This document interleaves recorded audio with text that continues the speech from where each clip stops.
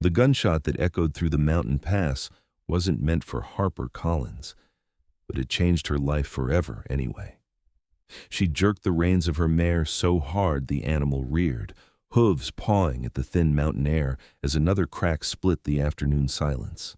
Harper's heart hammered against her ribs as she scanned the dense pine forest surrounding the narrow trail, her hands trembling despite her best efforts to steady them. She'd been riding for 3 days straight from Sacramento, desperate and determined, following rumors of a man who could help her with a problem no lawman would touch. The mountain man, they called Ryder Jensen, lived somewhere in these peaks above Verde, Nevada, or so the whispers in the saloons had told her. A recluse who wanted nothing to do with civilization, a hunter who knew every inch of the Sierra Nevada range, and according to one toothless prospector who'd had too much whiskey, a man who could track anything that moved and had the build of a grizzly bear to match. Harper had memorized every scrap of information she could gather, knowing that finding him was her last hope. Another shot rang out, closer this time, and Harper's mare bolted. She clung to the saddle horn as branches whipped past her face, the trail blurring beneath thundering hooves. The forest opened suddenly into a small clearing, and Harper barely had time to register the massive figure of a man standing beside a fallen elk before her mare stumbled on a root. The world tilted sideways, and then Harper was flying through the air, hitting the ground hard enough to knock the breath from her lungs.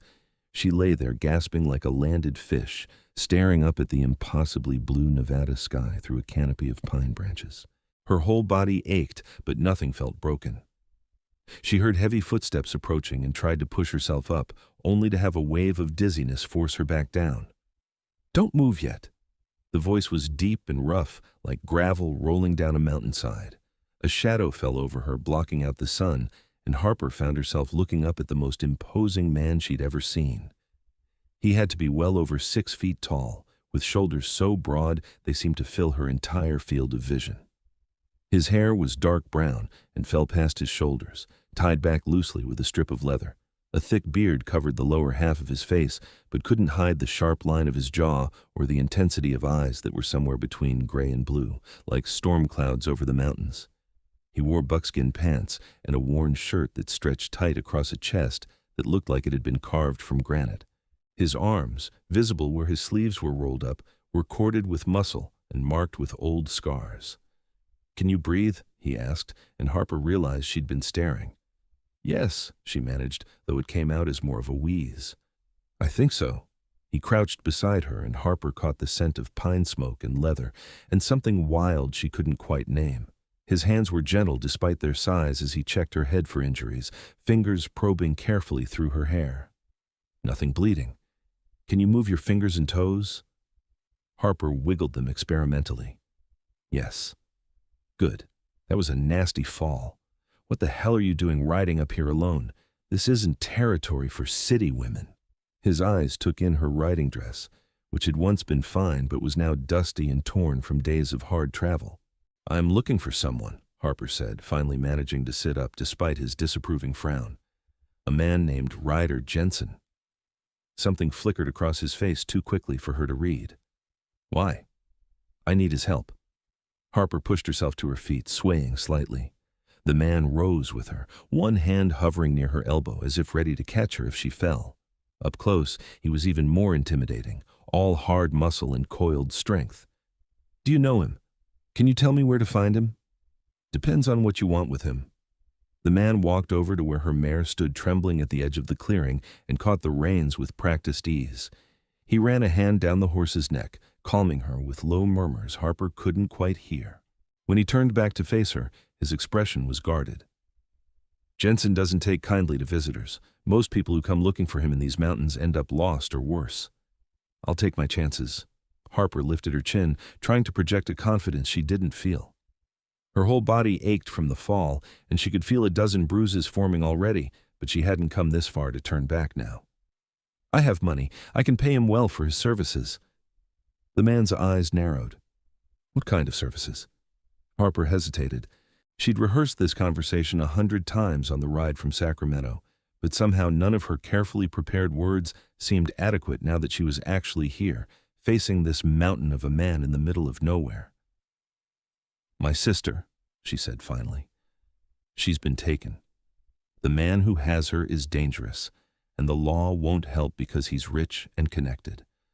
I need someone who can track her, someone who isn't afraid of him, someone who knows these mountains and can move through them without being seen. Who took her? Marcus Thornton.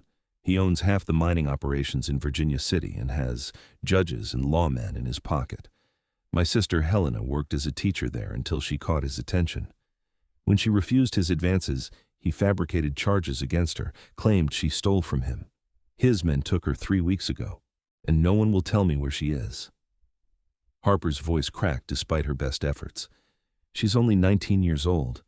I'm terrified of what he might do to her. The man was quiet for a long moment, studying her face with an intensity that made her want to look away.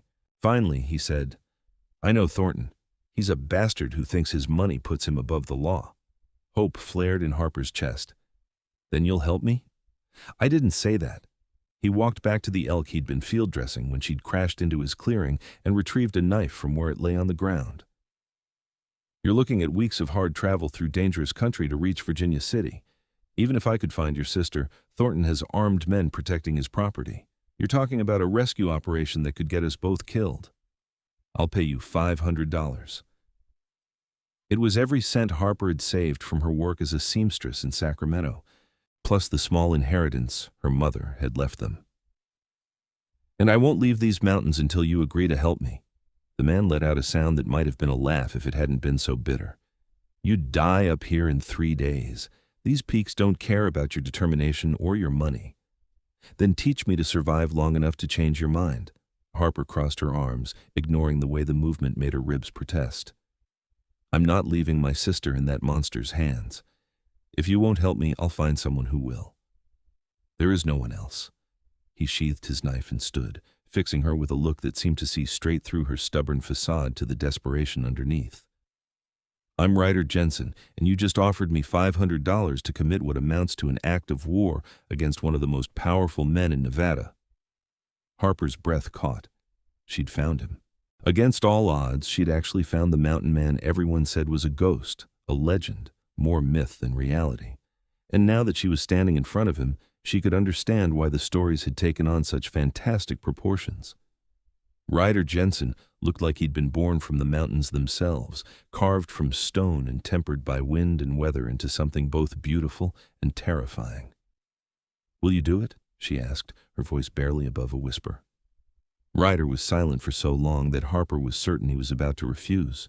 Then he sighed, a sound of resignation that seemed to come from deep in his chest. Against my better judgment, yes, but we do this my way, by my rules. If you can't follow orders, you'll get us both killed.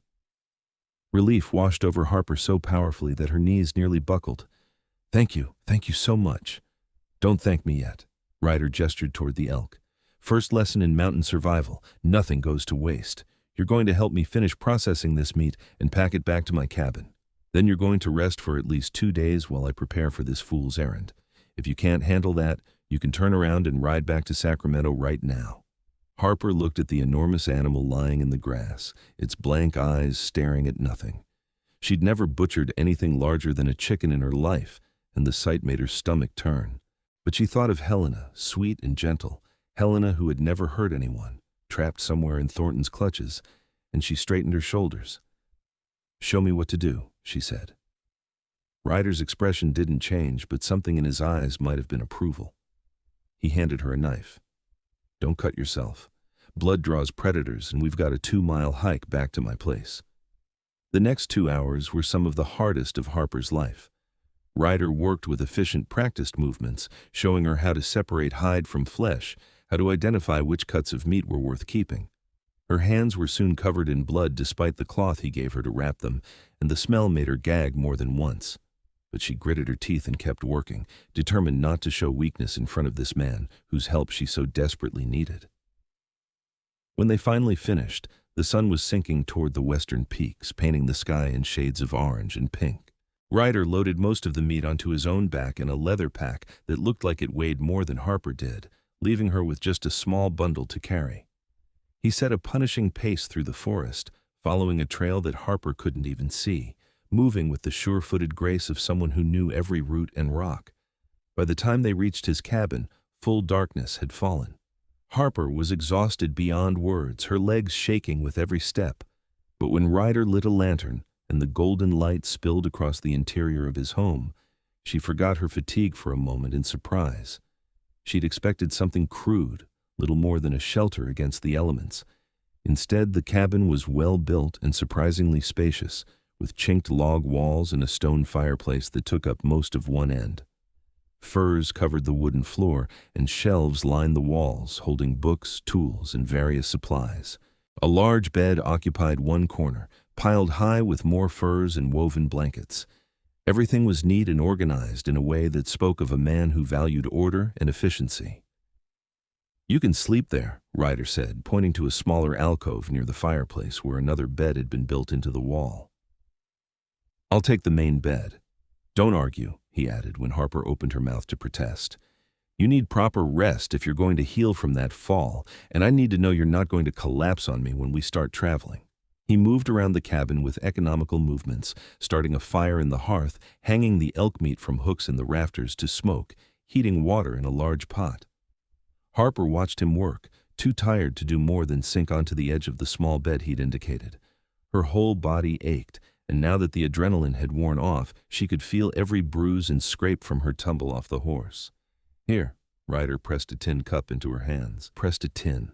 The liquid inside was hot and bitter, some kind of herbal tea that burned all the way down. "It'll help with the pain and swelling. Drink all of it." Harper obeyed, making a face at the taste.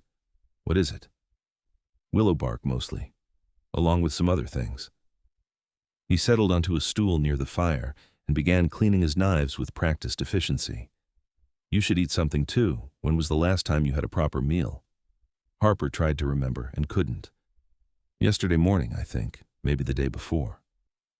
Ryder muttered something under his breath that sounded distinctly uncomplimentary.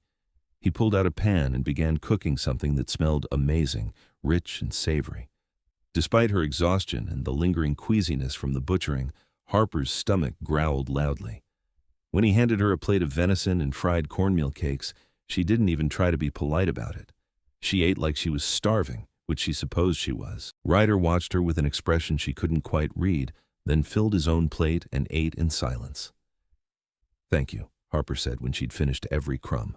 "For the food, for agreeing to help, for everything. Save your thanks until we actually find your sister." Ryder stood and began cleaning the dishes with the hot water he'd prepared. "And be clear about what you're asking of me, Miss Collins. This isn't going to be a simple rescue. Thornton is dangerous, and if he's kept your sister this long, he has plans for her. We might be too late to prevent whatever those plans are." The words hit Harper like a physical blow. She'd been trying not to think about that possibility, about what 3 weeks in Marcus Thornton's power might have done to Helena. "We have to try. We will. But you need to be prepared for what we might find." Ryder's voice was gentle despite its roughness. "I've seen what men like Thornton do to women they consider property. It's not pretty." Harper wrapped her arms around herself, suddenly cold despite the fire's warmth. "She's all I have left. Our parents died 2 years ago in a fever outbreak. It's been just the two of us ever since." Ryder was quiet for a moment. When he spoke again, his voice had softened slightly. "How old are you, Miss Collins?" 22. And please call me Harper. Miss Collins makes me feel ancient." "You're young to be taking on something like this alone?" "I'm old enough to know what needs to be done." Harper met his eyes across the fire. "And I'm old enough to see it through, whatever it takes." Something passed between them then, a moment of understanding or recognition that made Harper's breath catch. Ryder looked away first, busying himself with banking the fire for the night. "Get some sleep," he said. "We've got a lot of work to do before we leave, and you need to heal. I'll wake you at first light." Harper wanted to argue that she should take first watch, that she could help with whatever preparations he needed to make, but exhaustion was pulling at her like a riptide. She barely managed to remove her boots before collapsing onto the narrow bed, still fully dressed. The last thing she saw before sleep claimed her was Ryder's silhouette against the dying fire, solid and immovable as the mountains themselves. She woke to the sound of an axe biting into wood and sunlight streaming through the cabin's single window. Her body protested as she sat up, every muscle stiff and sore, but the overwhelming fatigue of the night before had lifted. The cabin was empty except for her, though the fire had been built up and something was cooking in a pot over the flames. Harper forced herself to stand and made her way to the door, stepping out into a morning so beautiful it stole her breath. The cabin sat in a small clearing surrounded by towering pines, with a stream running nearby that caught the sunlight in flashes of silver. The mountains rose in every direction, their peaks still dusted with snow despite the summer season, and in the middle of the clearing, Ryder was chopping wood with steady, powerful strokes that made his muscles flex and bunch beneath his shirt. He must have heard the door because he paused and looked up at her. "You're awake. Good. Come eat, then we'll start your training." Training? Harper made her way to the stream first, splashing cold water on her face and scrubbing the worst of yesterday's grime from her hands.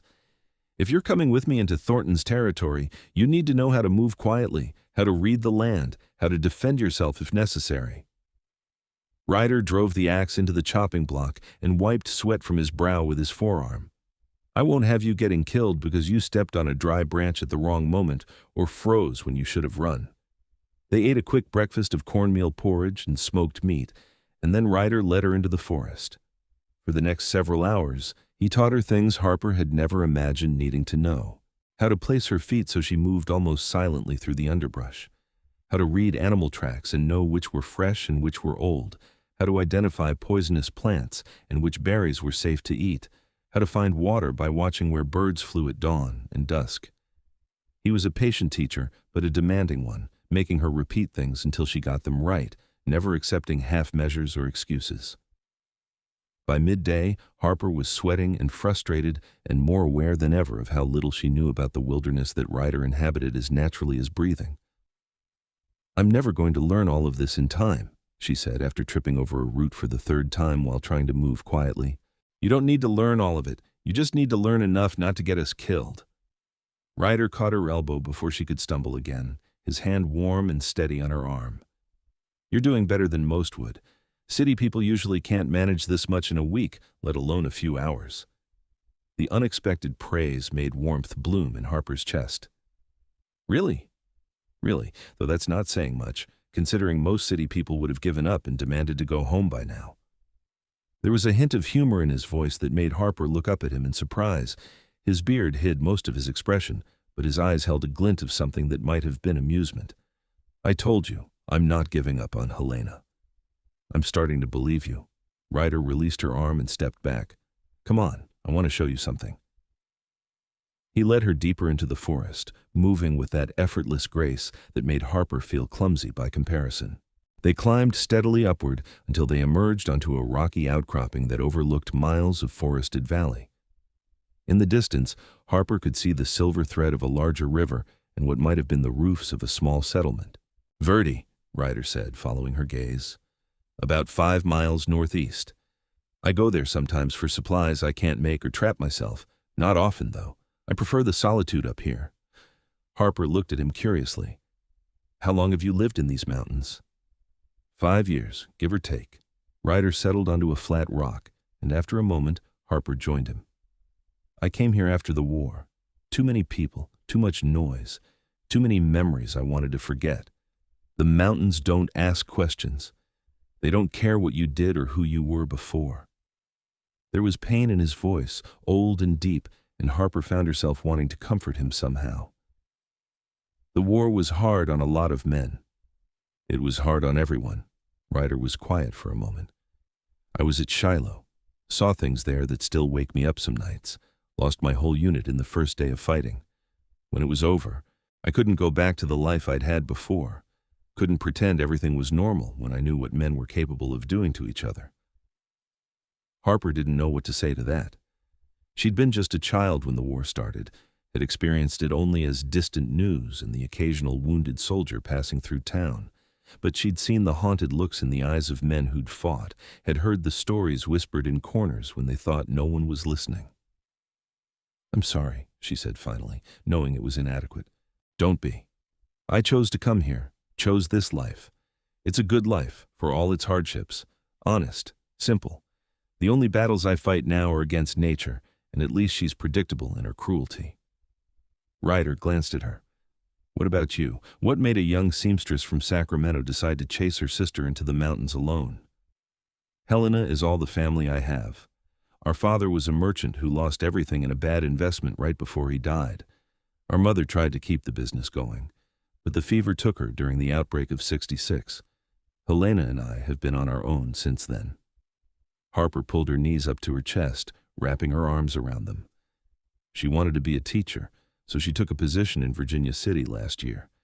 I stayed in Sacramento because my seamstress work was steady. We wrote to each other every week without fail. Then, 3 weeks ago, the letters stopped, and you came looking for her. I went to Virginia City first, asked questions, tried to find out what had happened. That's when I heard the rumors, that she'd been accused of theft, that Thornton had taken her somewhere. Everyone was too afraid of him to tell me more. One old prospector mentioned your name, said if anyone could help, it would be you. Harper turned to look at Ryder.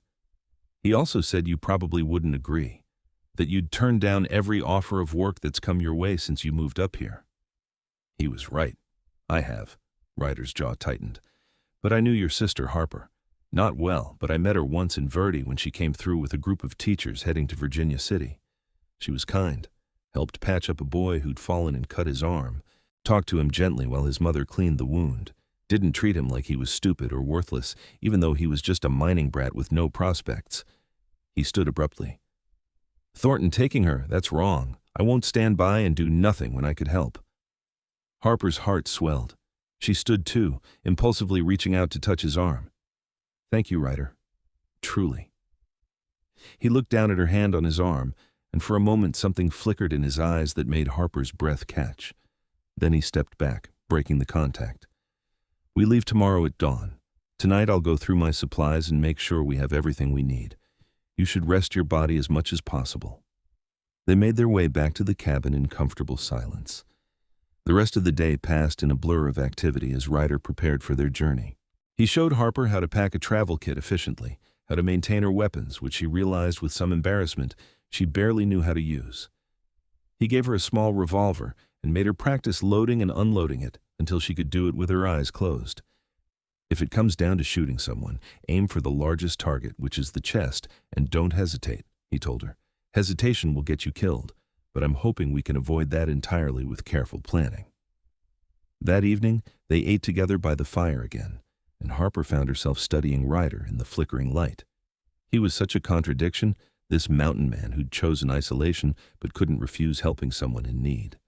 Hard and dangerous on the surface, with muscle and scars and an intensity that could be intimidating. But underneath that was something gentle, something that had remembered a kind act from a woman he'd met only once. What are you thinking about? Ryder asked, catching her staring. Harper felt heat rise to her cheeks. Just that you're not what I expected when I came looking for a mountain man. What did you expect? Someone more, I don't know, rough, mean? The stories made you sound like you were barely civilized. Ryder's lips quirked in what might have been a smile beneath his beard. I can be rough when I need to be, and mean if the situation calls for it. But up here there's no one to be rough or mean to except the occasional bear, and they're usually just defending their territory. Do you ever miss people? Company? Sometimes. He was quiet for a moment.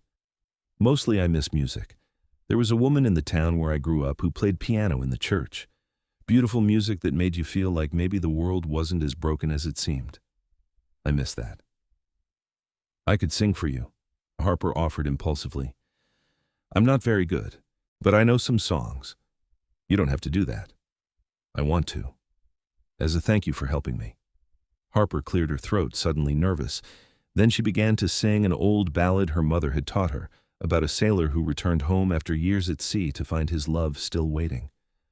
Her voice was thin and reedy at first, made uncertain by Ryder's attention, but gradually it grew stronger, filling the cabin with melody.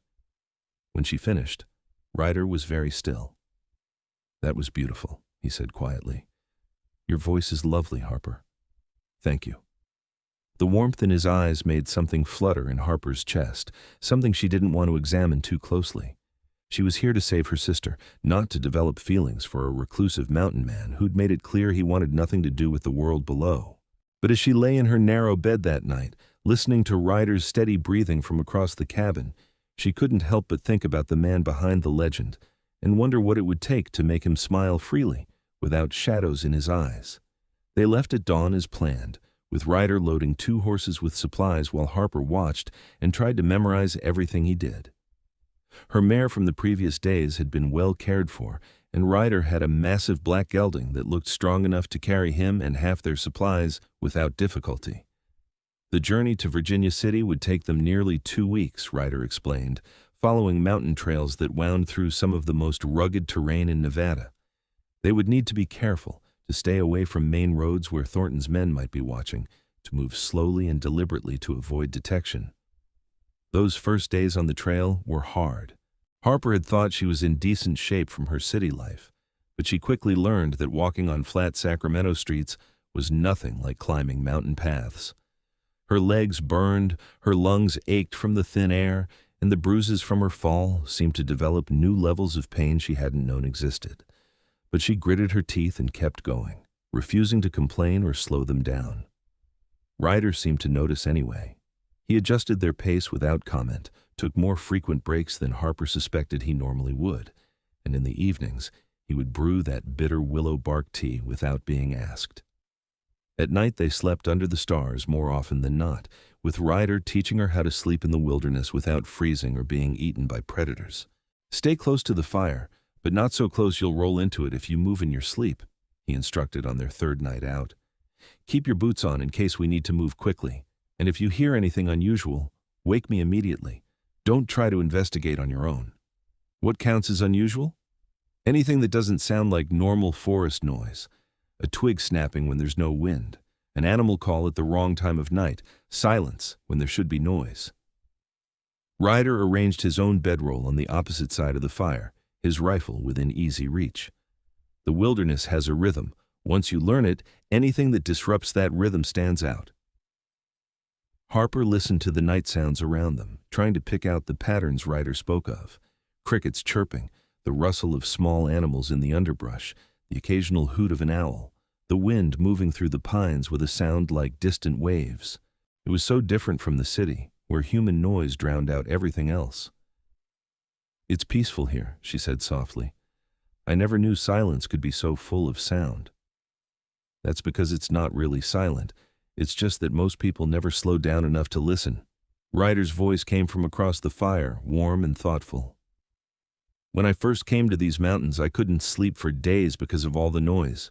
Took me weeks to realize it wasn't noise at all, just life happening all around me." Harper rolled onto her side to look at him. The firelight painted his features in shades of gold and shadow, softening the hard lines of his face. "Do you think you'll ever go back to living around people?" "I don't know. Maybe someday if I found a reason to." His eyes met hers across the flames. "What about you? Will you go back to Sacramento after we find Helena?" "I haven't thought that far ahead.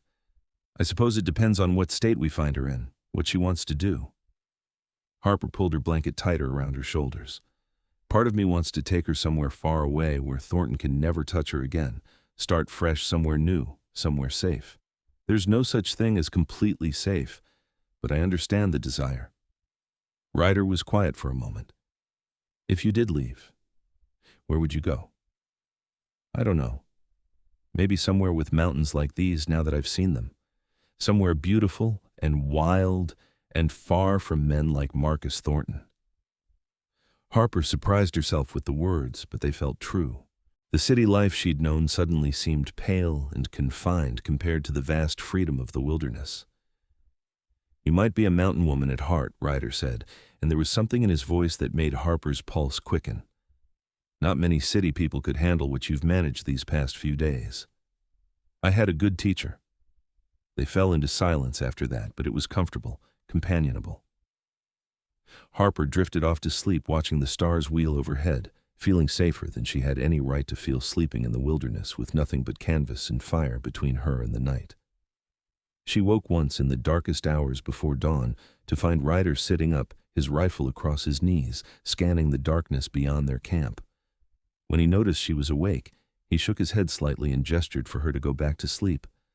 Whatever he'd heard that concerned him, it apparently wasn't immediate danger.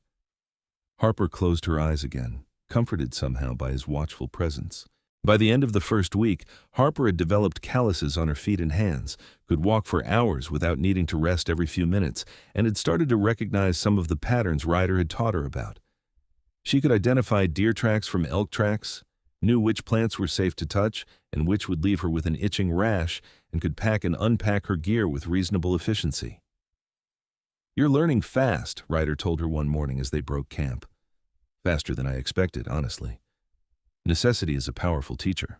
Harper rolled up her bedroll and tied it with the neat knots he'd shown her. "How much farther to Virginia City?" "Another week, maybe less if the weather holds." Ryder checked the sky with a practiced eye. "There's rain coming in the next day or two, though. We'll need to find shelter when it hits." The rain came that afternoon, sudden and violent as mountain storms often were. One moment they were walking through dappled sunshine. The next, the sky opened up and dumped what felt like an entire river on their heads. Lightning split the sky with cracks loud enough to make Harper's ears ring, and thunder rolled through the peaks like the voice of an angry god. "There!" Ryder shouted over the storm, pointing toward a dark opening in the rocks ahead. "Cave! Move!" They ran, slipping on wet rocks and mud, dragging the horses behind them. The cave mouth was narrow, but opened into a larger space beyond, deep enough to provide shelter for both them and their animals. Ryder quickly built a fire just inside the entrance, using dry tinder he'd kept wrapped in oilskin in his pack. Harper stood shivering, soaked to the skin, watching him work with efficient movements despite being just as wet. When the fire finally caught and began to grow, he turned to her. "Take off those wet things before you catch your death. There should be dry clothes in your pack." Harper's fingers were so cold they could barely work the buckles on her pack. She managed to get it open and pull out a spare shirt and pants, but when she tried to undo the buttons of her wet dress, they wouldn't cooperate. She fumbled with them, teeth chattering, growing more frustrated by the second. "Here, let me." Ryder's hands replaced hers, his fingers working the buttons with surprising dexterity. He kept his eyes carefully averted, looking at what he was doing rather than at her, but Harper was acutely aware of his nearness, the warmth radiating from his body, the careful gentleness of his touch. When he finished, he stepped back quickly. "I'll turn around, get changed fast and get near the fire." Harper did as instructed, peeling off the wet clothes with clumsy movements and pulling on the dry ones.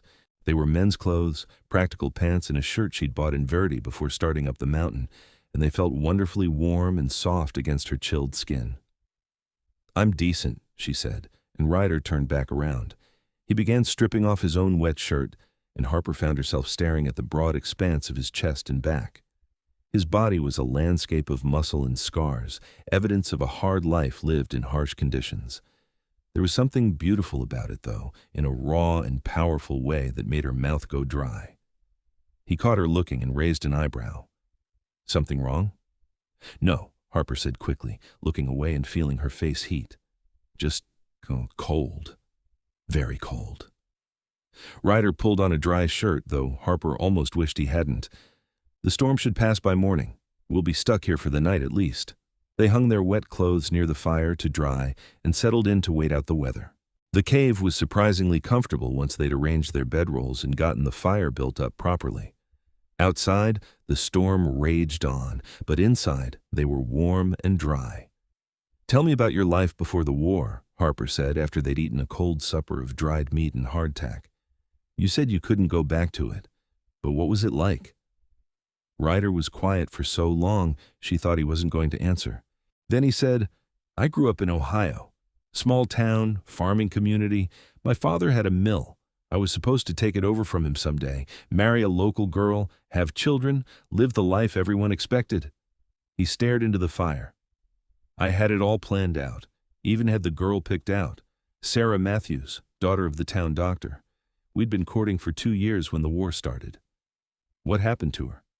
"She married someone else while I was gone. Can't say I blame her. The boy who left for war wasn't the same as the man who came back. She saw that right away." Ryder's voice was flat, emotionless. "I tried to settle back into my old life, but everything felt wrong. Too small, too confining. I'd wake up in the middle of the night, certain I was back in the trenches, hearing screams that weren't there. After 6 months, I knew I couldn't stay, so I packed what I could carry and headed west. Harper's heart ached for him. I'm sorry.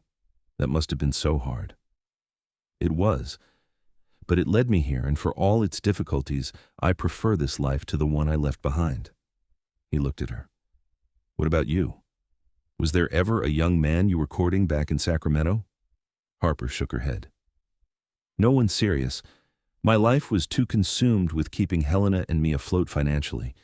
The few men who showed interest wanted a wife who would stay home and manage a household, not one who spent 14 hours a day bent over a sewing machine.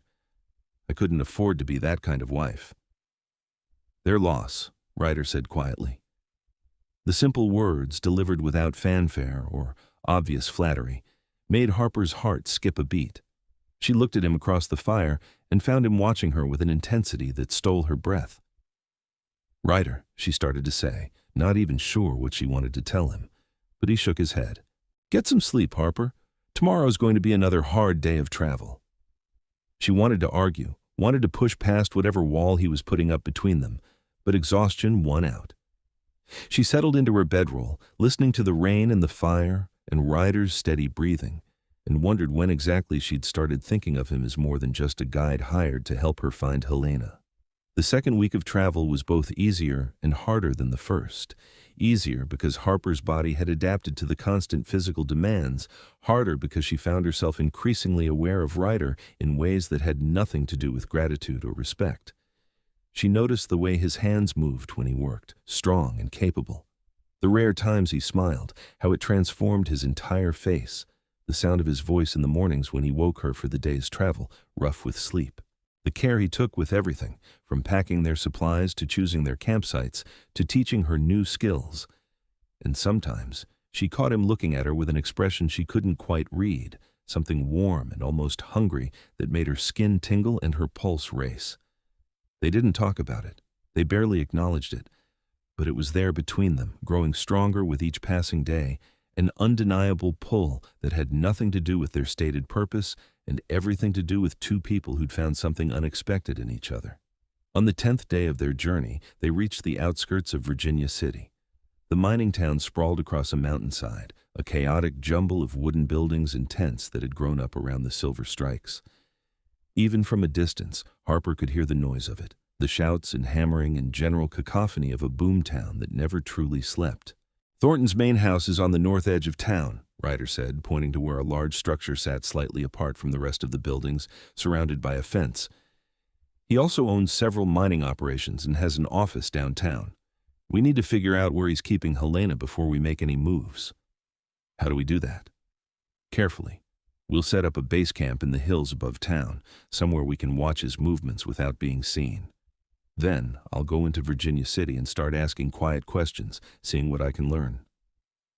Ryder looked at her seriously. You stay at the camp. If Thornton's men see you and realize you're Helena's sister, they'll use you as leverage.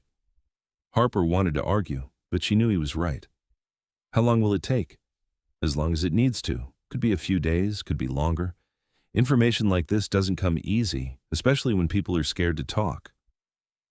They found a good campsite in a dense stand of pines overlooking the town, with a clear spring nearby and enough cover that they could have a small fire without being spotted. Ryder spent the rest of that day and the next observing Thornton's property through a small brass telescope, noting the patterns of movement, counting guards, looking for weaknesses. On the third day, he went into town dressed in cleaner clothes than Harper had seen him wear, his hair tied back neatly, his beard trimmed. He looked less like a wild mountain man and more like a prospector or hunter who'd come to town for supplies. I'll be back by nightfall, he told Harper. If I'm not, wait one more day. If I don't return after that, take the horses and head back to my cabin. There's enough supplies there to last you through winter if you're careful. You'll come back, Harper said firmly, refusing to consider any other possibility. Something flickered in his eyes. He reached out and tucked a strand of hair behind her ear, his fingers lingering for just a moment against her cheek. Stay safe, Harper. Then he was gone, disappearing down the mountain with that silent grace she'd come to associate with him. Harper spent the day trying to keep herself busy, maintaining their camp, practicing the skills he'd taught her, but mostly just worrying. When the sun began to sink toward the western peaks and Ryder still hadn't returned, her anxiety ratcheted up to near panic levels.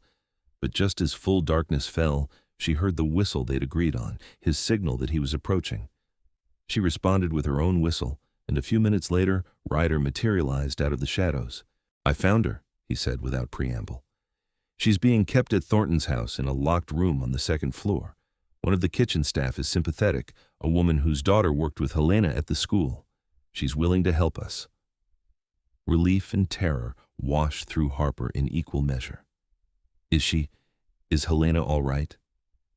"According to what I heard, Thornton hasn't physically harmed her yet. He's been trying to convince her to marry him willingly. Thinks if he keeps her isolated long enough, she'll agree just to escape her circumstances." Ryder's jaw tightened. "But his patience is running out. We need to move soon, within the next few days. How do we get her out?" "The kitchen woman, her name is Martha. She can leave a door unlocked tomorrow night. I'll go in, get Helena, and bring her back here. Then we run, fast and hard, before Thornton even knows she's gone." "I'm coming with you." "No, you're not. It's too dangerous." "Ryder, she's my sister.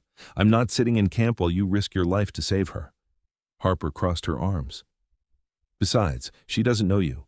She'll be terrified if a strange man comes into her room in the middle of the night, but if I'm there, she'll trust me, come quickly without questions." Ryder looked like he wanted to argue, but he couldn't deny her logic. Finally, he sighed. "You do exactly what I tell you, when I tell you. No hesitation, no arguments. Agreed?" "Agreed." They spent the next day preparing, going over the plan repeatedly until Harper could recite it in her sleep. When night fell, they waited until the town quieted and the lights in Thornton's house went dark one by one. Then they moved, silent as shadows, down the mountainside and through the fence line at a spot Ryder had identified where the boards were loose. The house loomed above them, dark and ominous. Ryder led her to a side door that opened at his touch, unlocked as promised. They slipped inside, finding themselves in a service hallway that smelled of cooking grease and lye soap. Ryder moved forward with absolute confidence despite the darkness, having memorized the layout from Martha's description. They climbed a narrow back staircase, each step seeming to creak loud as a gunshot in the silence. Harper's heart was pounding so hard she was certain everyone in the house must be able to hear it, but no one came, no alarm was raised. At the top of the stairs, Ryder paused, listening. Then he moved down a corridor, stopping in front of a door with a heavy lock. He pulled out a set of lockpicks and went to work, his large hands surprisingly nimble. Within moments, the lock clicked open. The room beyond was pitch black. Harper heard movement, someone sitting up in bed, a quick intake of breath that would have become a scream if Harper hadn't whispered desperately, "Helena, Helena, it's me, it's Harper." "Harper?" The voice was disbelieving, choked with tears. "Oh God, Harper, is it really you?" Then Helena was there, throwing herself at Harper, sobbing into her shoulder. Harper held her sister tight, tears streaming down her own face. Helena was thinner than she'd been, her hair tangled and her dress dirty, but she was alive and whole, and that was all that mattered. "We have to go," Ryder said quietly.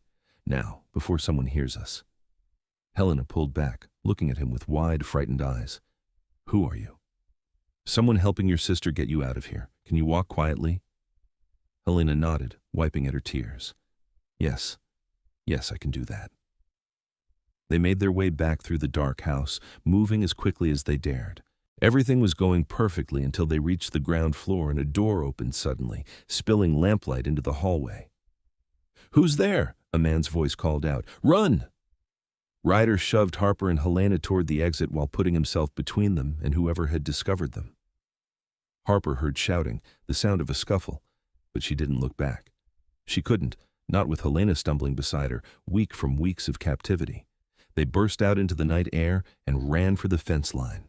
Behind them, the house was coming alive, lights flaring, more voices shouting. A gunshot cracked through the air, then another. "Ryder!" Harper screamed, turning back despite the danger. He was there, running hard, blood streaming from a cut above his eye, but otherwise seemingly unharmed. "Keep going! Don't stop!" They crashed through the loose fence boards and into the darkness beyond, running uphill through brush and rocks with the sounds of pursuit growing louder behind them. Harper's lungs burned and her legs screamed in protest, but she held tight to Helena and kept moving. Ryder pushed them into a dense thicket and crouched down, pulling them both close. "Quiet," he breathed. "Don't move." They froze as lights appeared below them, men with lanterns spreading out to search. Thornton's voice rang out, loud and furious, ordering his men to find the intruders and bring them back dead or alive.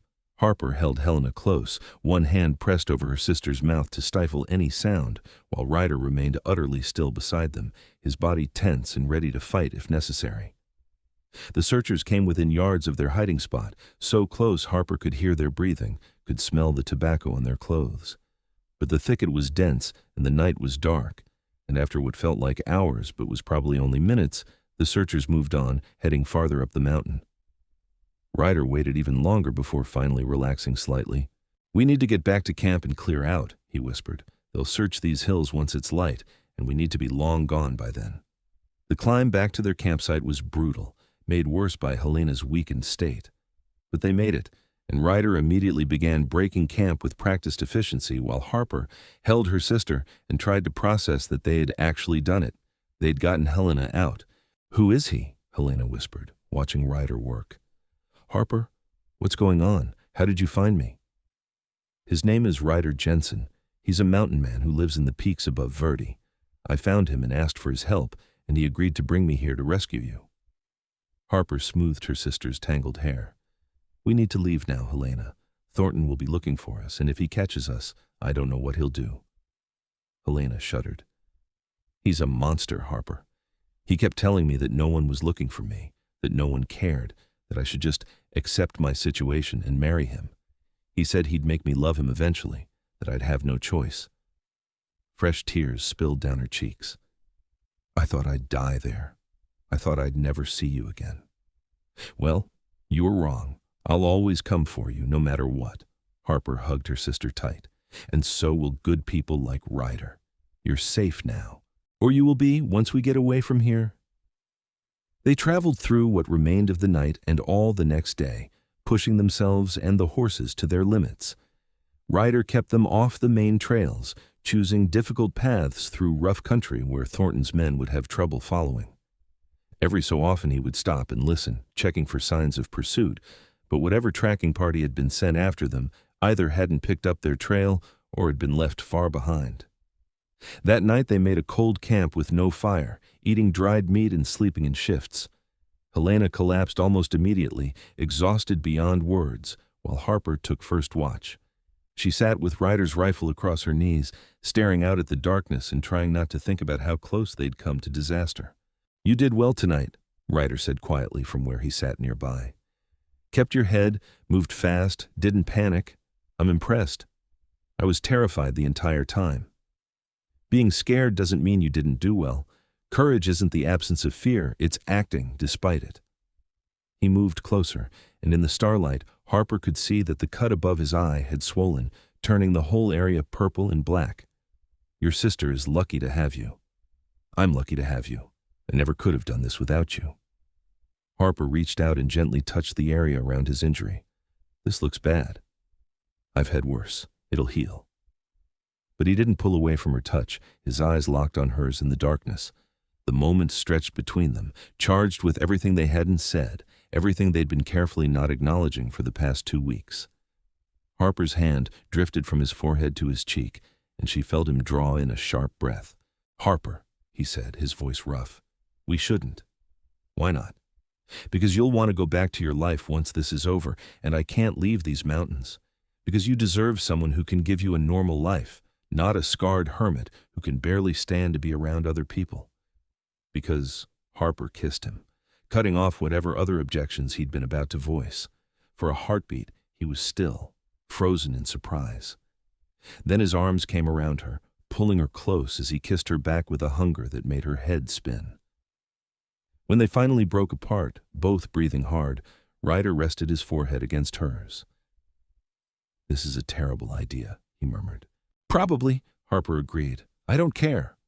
You will, once the danger is past and you've had time to think clearly. Don't tell me what I'll feel." Harper pulled back just enough to meet his eyes. "I know my own mind, Ryder, and I know that somewhere between Verde and Virginia City, between learning to track deer and sleeping under the stars, I started falling for you. Not the legend, not the mountain man everyone talks about in whispers. You, the man who remembers kindness, who teaches with patience, who risks his life for people he barely knows because it's the right thing to do. Ryder looked at her like she was something precious and impossible. I don't know how to be what you need. You already are. Harper kissed him again, softer this time. Just think about it, please. Once we're safe and Helena is recovered, think about whether maybe, possibly we could try this, whatever this is. I will, he promised, but right now, you need to sleep. I'll keep watch. Harper reluctantly moved to her bedroll, but sleep was a long time coming. She lay awake, touching her lips where Ryder's kiss still tingled, and wondered what would happen when this was all over. They traveled for another week, moving steadily northwest through the mountains, always checking behind them for signs of pursuit that never came. Gradually, the tension began to ease. Helena grew stronger day by day, the color returning to her cheeks and some of the sparkle coming back to her eyes. She and Harper talked for hours as they rode, catching up on everything that had happened.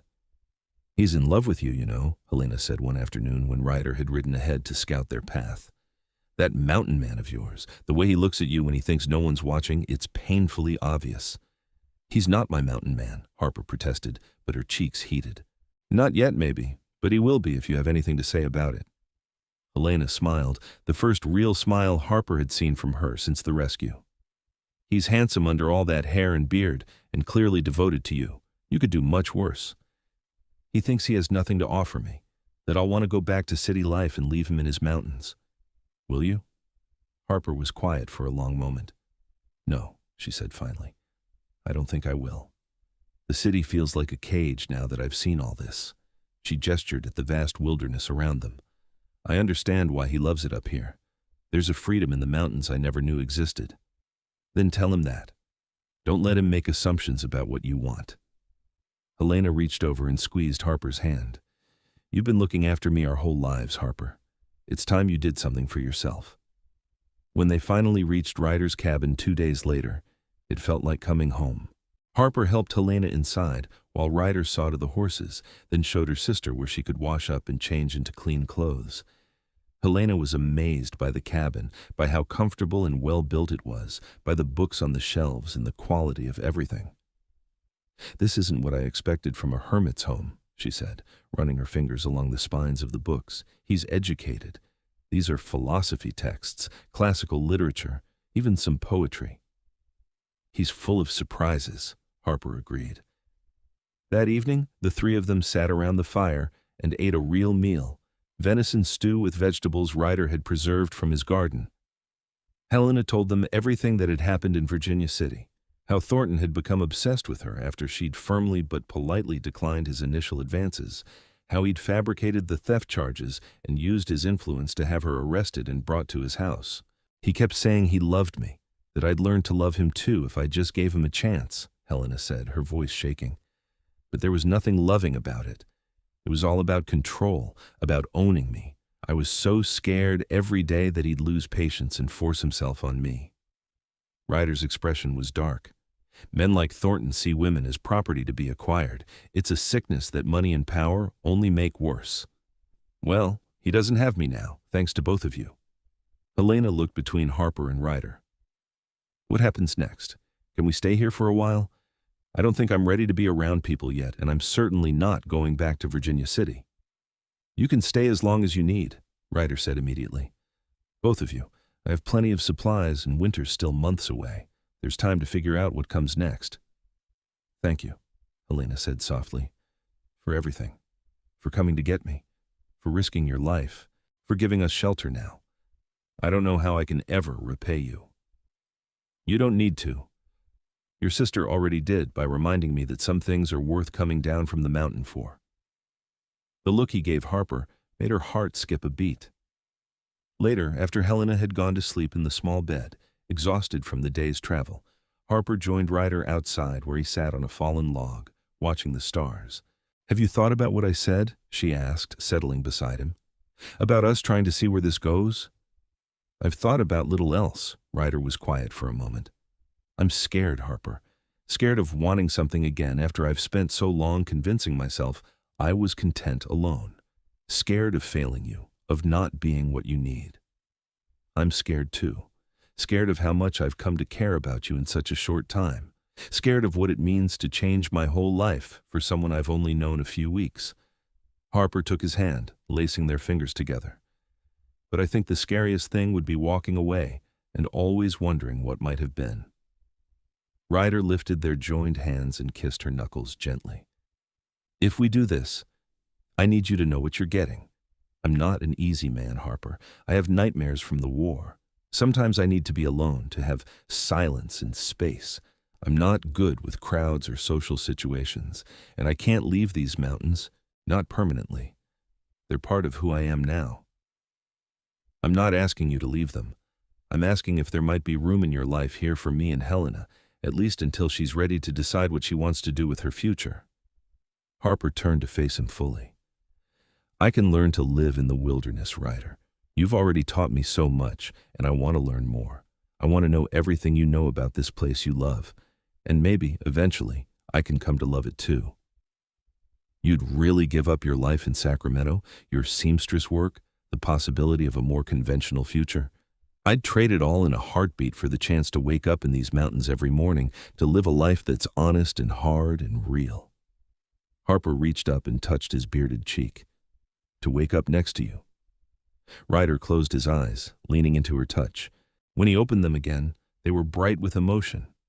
I want that too. God help me. I want it more than I've wanted anything in years. Then let's try. We'll take it slow, figure things out as we go, but let's try. Instead of answering with words, Ryder kissed her. It was different from the urgent, almost desperate kiss they'd shared on the trail, softer and deeper and full of promise. Harper melted into him, wrapping her arms around his neck and holding on tight. When they finally broke apart, Ryder rested his forehead against hers. I'm having you tonight, he said, his voice rough with want.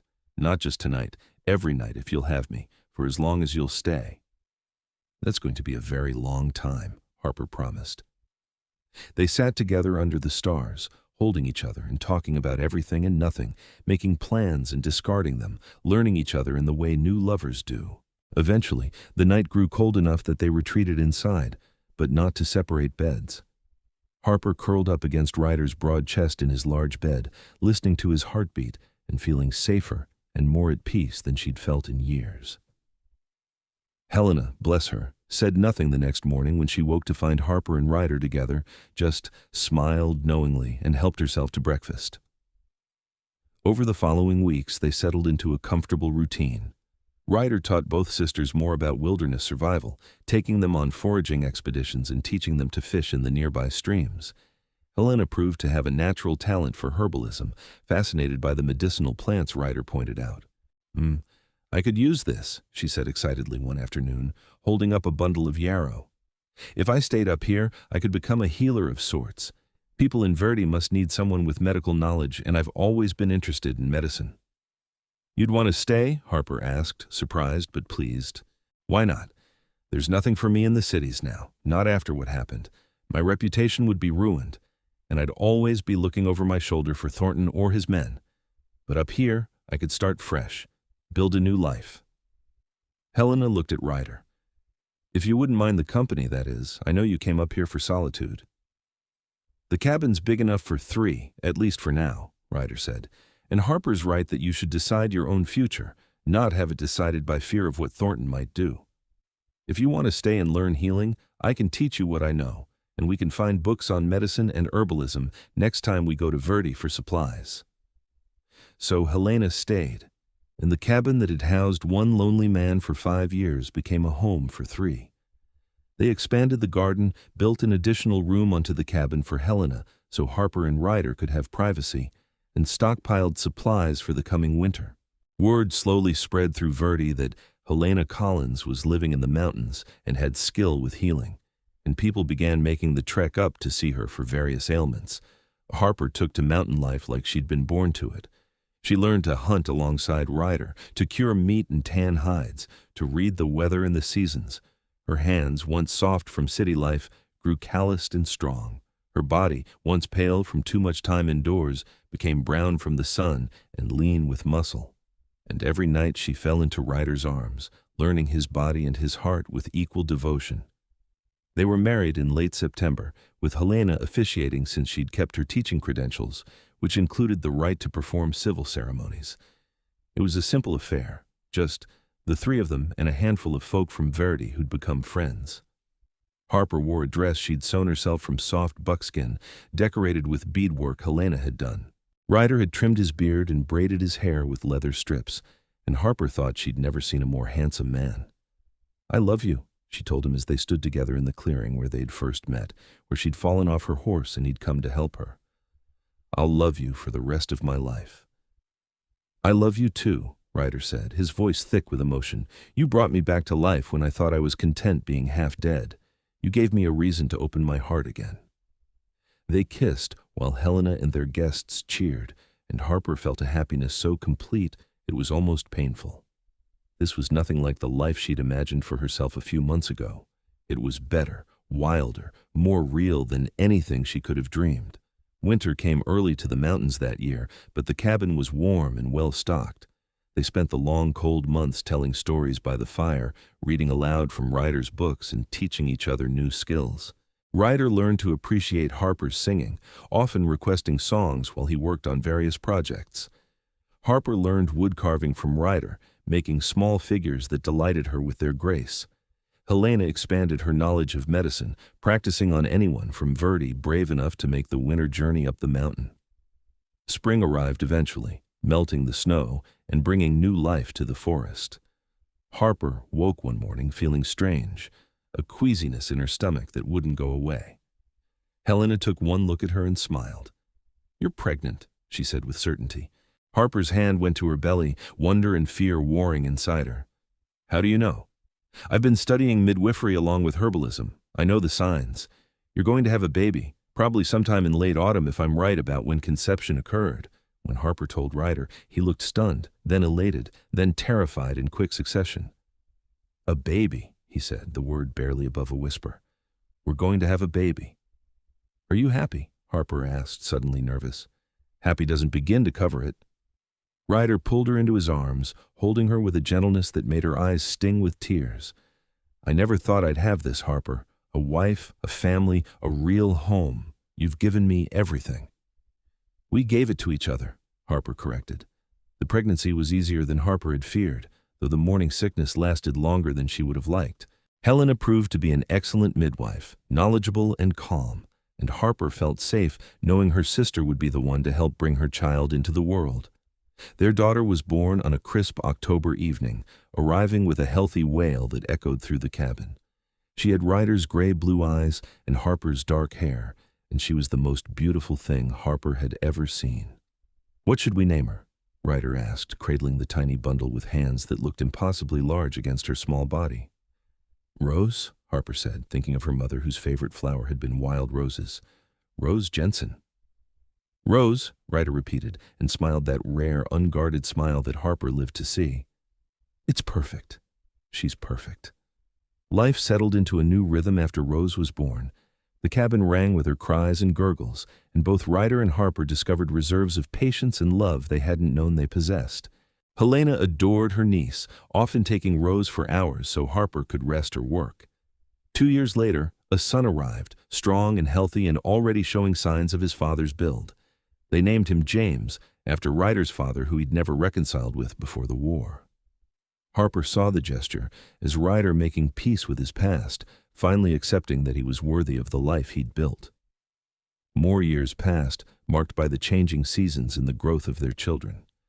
Rose grew into a wild little thing who could track almost as well as her father by the time she was 6. James was quieter but no less capable, with a gift for working with his hands. Helena eventually married a widower from Verdi, a kind man who'd been bringing his children to her for healing and had fallen for her gentle strength. They built a cabin closer to town, but still within visiting distance. Ryder expanded their home as their family grew, adding rooms and eventually a second story. He taught his children everything he knew about the mountains, instilling in them the same respect and love for the wilderness that he carried. Harper continued to sew, but now she made clothes for her family and occasionally for folks in Verdi, working at her own pace and only when she wanted to. On their 10th anniversary, Harper and Ryder stood together on the rocky outcropping where he'd first told her about his past. Their children were with Helena for the day, giving them rare time alone together. "Do you ever regret it?" Ryder asked, pulling Harper close against his side. "Giving up city life for this?" "Never, not once." Harper leaned into him, solid and warm and hers. "This is everything I never knew I wanted. You are everything I never knew I needed. I'm the one who should be grateful. You came into these mountains looking for a deal with a stranger, and you ended up giving me back my life." Ryder kissed the top of her head. "I love you, Harper Jensen. More today than the day we married, and I'll love you more tomorrow than I do today." "That's a lot of love to live up to," Harper teased, but her eyes were bright with tears. "Lucky for me, I have the rest of our lives to show you." They stood together as the sun set over the mountains they called home, painting the sky in shades of gold and crimson. Below them, lights were beginning to appear in Verdi, and somewhere deeper in the wilderness a wolf howled, that lonely, beautiful sound that had once frightened Harper, but now felt like a lullaby. She'd come to these mountains in desperation, seeking a mysterious mountain man who could help her save her sister. She'd found Ryder Jensen, yes, but she'd also found herself, found a strength and capability she'd never known she possessed, found a life that was hard and simple and infinitely precious. And most of all, she'd found love, the kind that grew from shared struggle and mutual respect, from learning each other's hearts alongside each other's bodies, the kind that lasted through harsh winters and blazing summers, through the challenges of raising children in the wilderness and the occasional dangers that still appeared. Marcus Thornton never bothered them again. Rumor had it that after losing Helena, his obsession had shifted to other pursuits, and he'd eventually been run out of Virginia City for crimes that even his money couldn't cover up. Harper rarely thought of him anymore, that man who'd been the catalyst for everything that followed. Her life was too full of good things to waste time on the bad. 20 years after that day when Harper had ridden into a clearing and met the man who would change her life, she sat on the porch of their cabin with Ryder beside her. Their children were grown now, Rose married to a surveyor and living in Carson City, James courting a girl from Verdi and likely to propose soon. Helena's children visited often, bringing laughter and chaos to the cabin. "Remember when you told me the mountain man wasn't what he seemed?" Harper said, taking Ryder's hand. His hair was more gray than brown now, and his face bore the lines of a life well lived, but he was still the strongest, most capable man she'd ever known. "When did I say that?" "You didn't. It was in the stories I heard about you before we met. Everyone said you were dangerous, barely civilized, more animal than man." Harper laughed. "They were wrong. You're the most human person I know." "I was barely human when you found me," Ryder corrected gently. "I'd forgotten how to be around people, how to care about anything beyond simple survival. You reminded me. You and Helena both, but especially you. We saved each other then." Harper leaned her head on his shoulder, breathing in the familiar scent of pine smoke and leather and the wild that always clung to him. "Best deal I ever made, coming into these mountains looking for you. Best deal I ever made, agreeing to help you." Ryder kissed her forehead. "Though I don't think either of us knew what we were really agreeing to at the time." "No, but I'm glad we figured it out." Harper closed her eyes, listening to the sounds of the forest around them, the stream bubbling over rocks, birds calling to each other as they settled for the night, the wind moving through the pines. Home sounds, safe sounds. She'd come looking for a mountain man to help her rescue her sister, and she'd found so much more. She'd found a partner, a love, a life that fulfilled her in ways she'd never imagined possible. She'd found herself, strong and capable and free. And she'd given Ryder something equally precious, drawing him out of his isolation and loneliness, showing him that the world still held beauty and joy worth experiencing.